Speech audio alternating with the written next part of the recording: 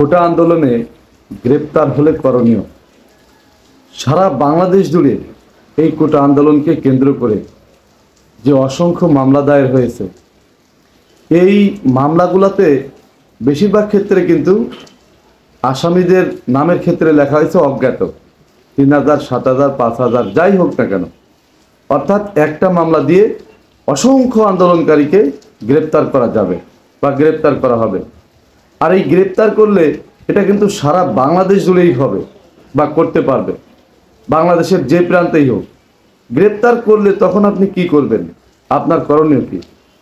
যাকে গ্রেপ্তার করেছে তার যারা আত্মীয় স্বজন থাকবে, তাদের প্রথম কাজ হলো একজন বিজ্ঞ আইনজীবীর সাথে কন্ট্যাক্ট করা বা যোগাযোগ করা, তার সাথে কথা বলে তার জামিনের আবেদন করা। তবে মনে রাখবেন, যেহেতু এই মামলাগুলো থানায় দায়ের হয় আর এই মামলাগুলো বেশিরভাগই নাশকতা হিসেবে উল্লেখ করা হয়, এই মামলাগুলো কিন্তু জামিন অযোগ্য মামলা।